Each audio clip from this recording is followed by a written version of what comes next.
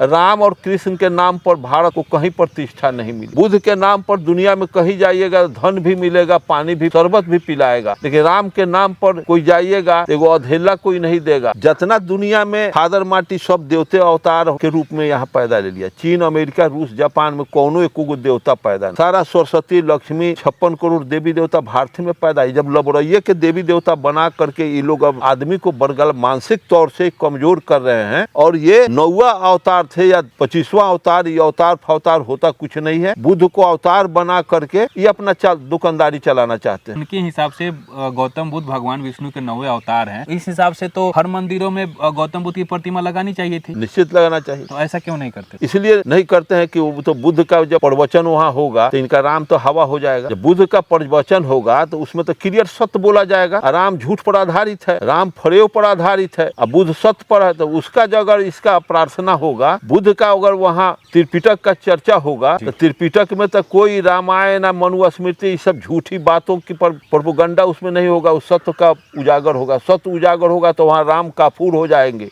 कृष्ण काफूर हो जाएंगे, ये कौरव पांडव सब हवा में उधी आ जाएगा। इसलिए इनका पूजा यहाँ न हो।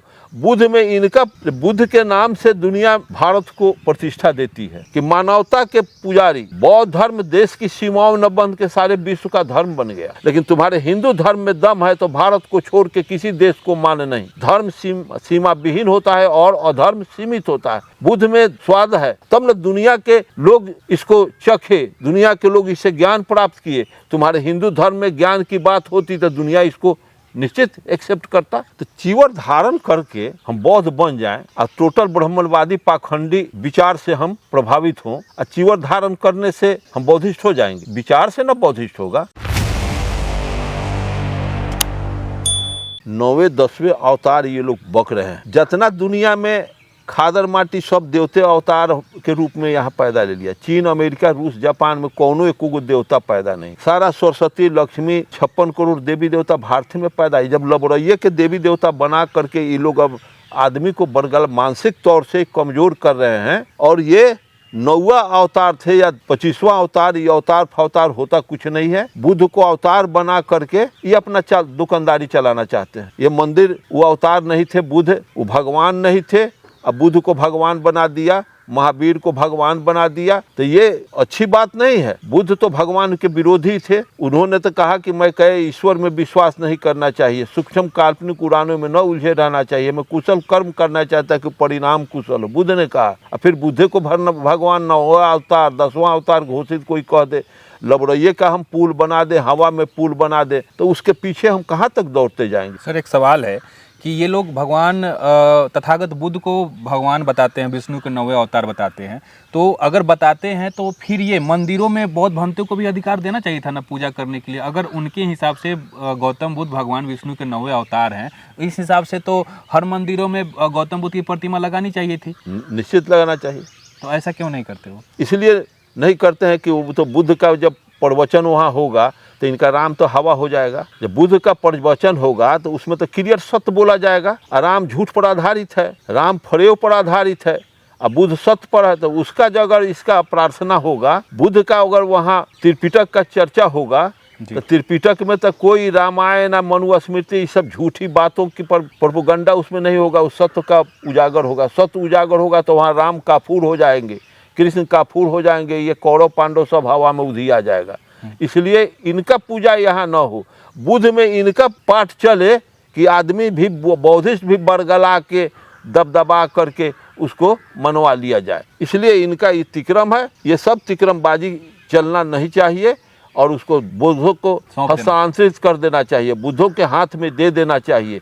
ये झगड़ा का मुद्दा नहीं बनाना चाहिए, नहीं तो अंतर्राष्ट्रीय झगड़ा होगा।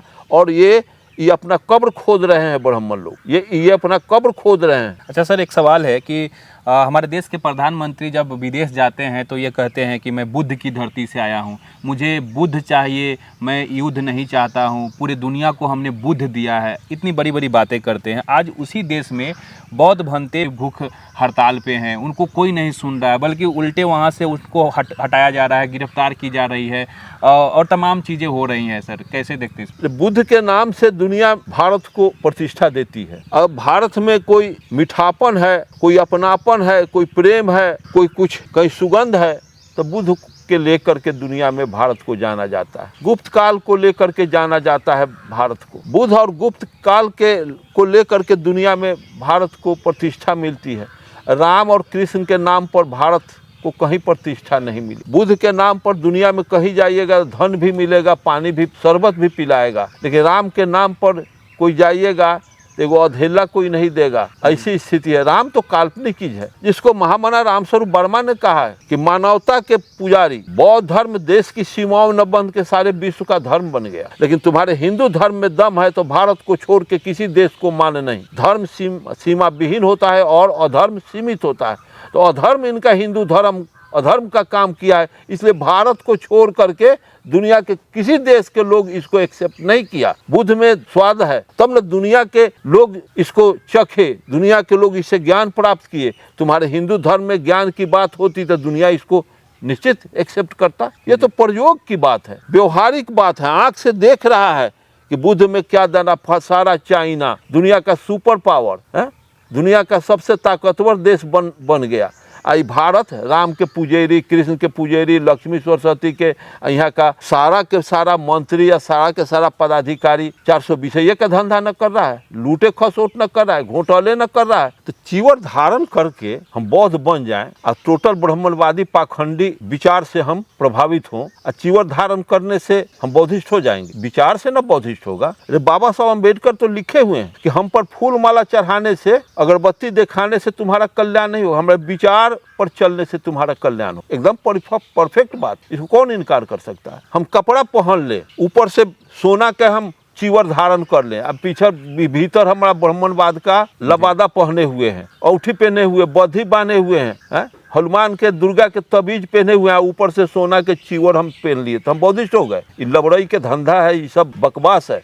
हम भी बौद्धिस्ट हैं, हम भी मार्क्सिस्ट हैं, हम भी पदार्थवादी हैं, हम भी बुद्ध और अम्बेडकर के और पेरियार के अनुयायी हैं, हम भी कबीर के अनुयायी हैं, सत्य के अनुयायी हैं। ये लोग सत्य के प्रदर्शक थे, पथ प्रवर्तक, समाज को पथ दिखाने वाले थे। तो सत्य के हम भी पक्ष पोषक हैं। मार्क्स भी सत्यवादी थे। ऐसी व्यवस्था को कौन इनकार कर सकता है। ब्राह्मणवाद टोटल झूठ पर इनकी कारवां चल रही है, इनका नाव चल रहा है। कागज की कश्ती कभी चलती नहीं, वो डूबेगी ही। ऐसी व्यवस्था में ये लोग पांव हाथ सत्ता के दम पर मार रहे हैं। सत्ता इनके हाथ से जिस दिन घिसकेगा इनका नामो निशान नहीं रहेगा। तो साथियों, माननीय अरुण कुमार गुप्ता जी का विचार आपको कैसा लगा, अपनी प्रतिक्रिया हमें कमेंट बॉक्स में जरूर दीजिएगा। आपके कमेंट में पूछे गए सवाल के आधार पर मैं माननीय अरुण कुमार गुप्ता जी से पुनः विचार करूंगा। तब तक आप और अपने परिवार का ख्याल रखें। जय अर्जक।